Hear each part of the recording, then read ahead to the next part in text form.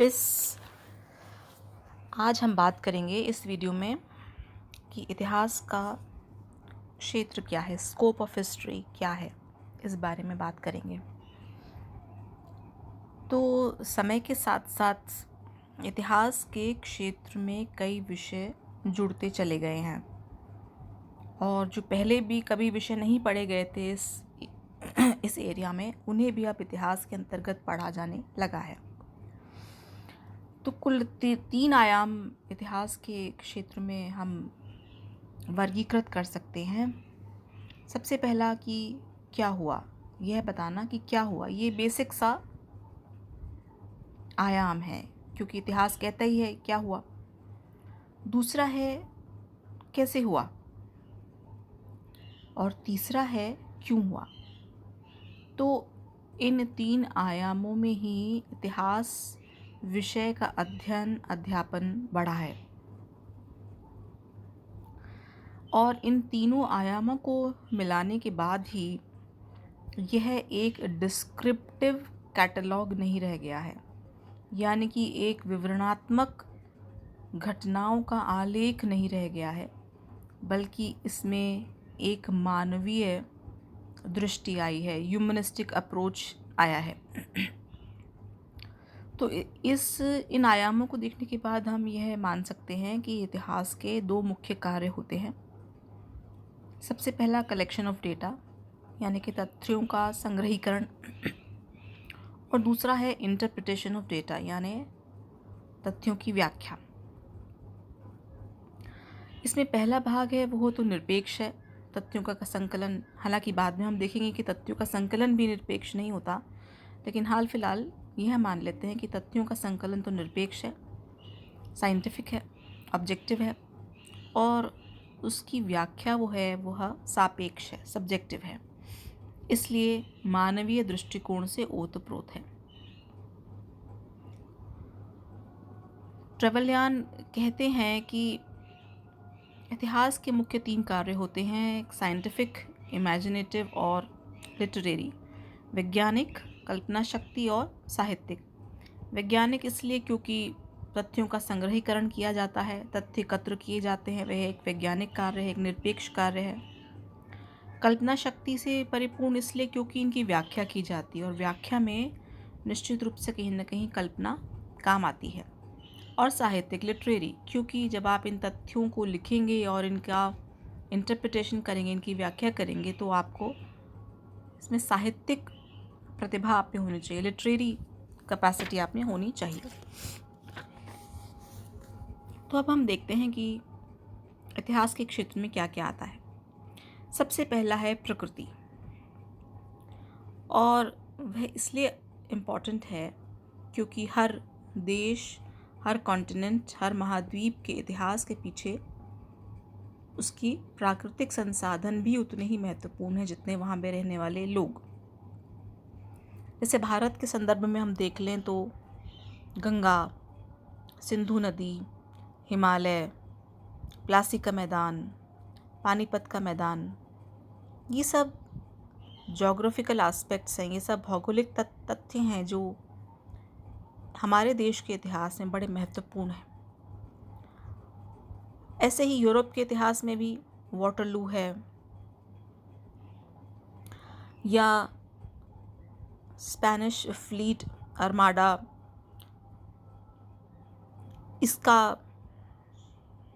इसकी पराजय है, या किसी भी युद्ध को जीतने के लिए वहाँ की भौगोलिक भूमि की जो भूमिका होती है, या समुद्रों की भूमिका होती है, व्यापार के लिए जो भौगोलिक क्षेत्र होता है, उसको हम ध्यान में अवश्य रखते हैं। यदि कोई देश समुद्र से घिरा हुआ है तो निश्चित रूप से उसकी नौसेना और उसका व्यापार बहुत अच्छा होगा। या जैसे दक्षिण में मुगलों से लड़ते हुए मराठा इसलिए सफल हुए क्योंकि वो एक पठारी क्षेत्र था जहाँ वे छिपकर वार कर सकते थे। तो प्रकृति का अध्ययन इतिहास के क्षेत्र में सबसे पहले आ जाता है। दूसरा है मानव की समस्त गतिविधियाँ इतिहास के क्षेत्र में आती हैं, स्कोप ऑफ हिस्ट्री में आती हैं। कौन कौन सी गतिविधियाँ हैं? Intellectual, moral, social, philosophical, material, emotional, बौद्धिक हैं, नैतिक हैं, सामाजिक हैं, दार्शनिक हैं, भावनात्मक हैं। ये सब गतिविधियाँ जो हैं मानव की, ये इतिहास के विषय क्षेत्र में आ जाती हैं। दूसरी जो गतिविधि है मानव की, वह है उसकी सारी उपलब्धियाँ, एक्नॉलेजमेंट्स, जिसमें साइंस और टेक्नोलॉजी से जुड़ी हुई गतिविधियाँ हैं, डिस्कवरीज़ हैं, खोजें हैं, इन्वेंशंस हैं, एडवेंचर्स हैं, ये सब आ जाते हैं। तीसरा है व्यक्ति के सामाजिक जीवन, उसकी राजनीतिक महत्वाकांक्षाएं, उसके सांस्कृतिक प्रयास और उसका संवैधानिक प्रबंधन, ये सब भी मानवीय गतिविधियों में आते हैं और इसलिए इतिहास का विषय क्षेत्र है। चौथे नंबर पर मानव गतिविधि है हिस्ट्री ऑफ आइडियाज़, विचारों का इतिहास।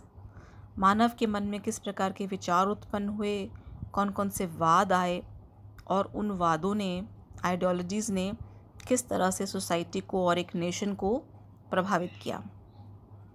अब जो है 5वें नंबर पर है history of common man, life of common man. ये हमने अपने फर्स्ट लेक्चर में भी बात की थी। उपाश्रयी इतिहास, आम व्यक्ति की गतिविधियाँ जो हैं अब वह भी हमारा ध्यान आकर्षित कर रही हैं। फिर आते हैं सोशल रिफॉर्म्स, यानी कि आपके सामाजिक सुधार, और उसके बाद आता है सामाजिक और आर्थिक बदलाव, वर्गों के आंदोलन, क्लास मूवमेंट्स, उसका व्यापार, वाणिज्य, पेजेंट मूवमेंट्स यानी कृषकों से जुड़े हुए आंदोलन इत्यादि। एक अन्य प्रकार का क्षेत्र जो कि प्रायः कम पढ़ने और सुनने को मिलता है, वह है यूनिवर्सल हिस्ट्री का। यूनिवर्सल हिस्ट्री मतलब संपूर्ण ब्रह्मांड की हिस्ट्री, संपूर्ण जगत की हिस्ट्री।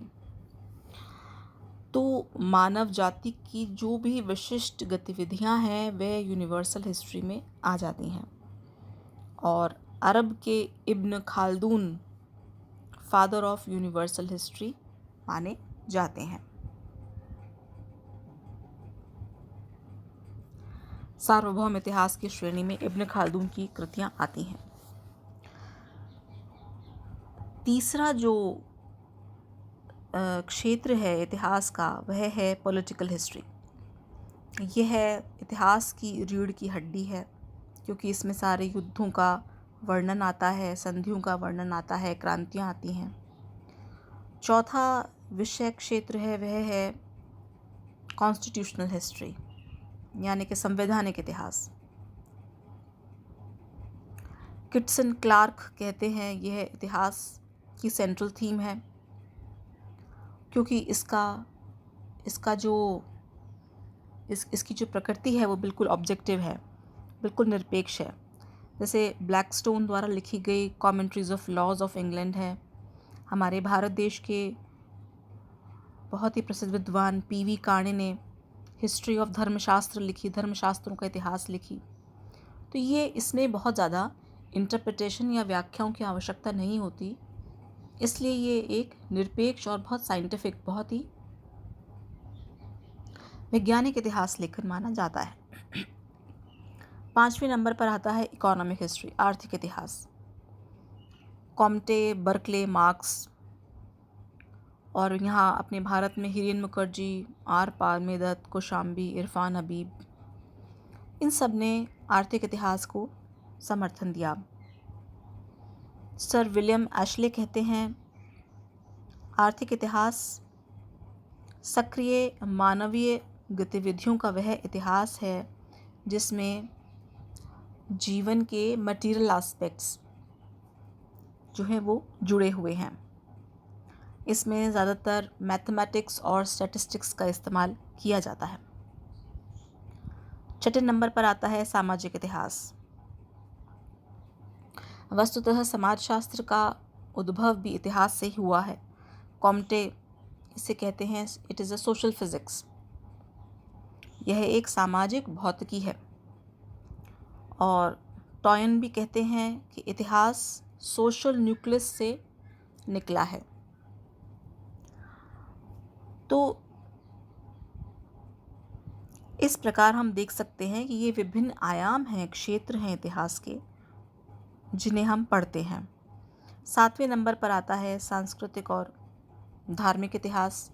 किस धर्म ने किस देश को प्रभावित किया और अपने देश से बाहर जाके अन्य देशों को कैसे प्रभावित किया। इस्लाम जैसे हम मान सकते हैं, बौद्ध धर्म मान सकते हैं, या फिर सांस्कृतिक प्रसार, ग्रेटर इंडिया जिसे हम कहते हैं, हमारे देश के साउथ इंडिया के जो राज्य थे, राजा थे, उन्होंने किस तरह से अपने देश से बाहर निकलकर भारतीय संस्कृति का प्रचार प्रसार किया, या कैसे बौद्ध धर्म भारत से निकलकर चीन, जापान, कोरिया तक पहुंचा।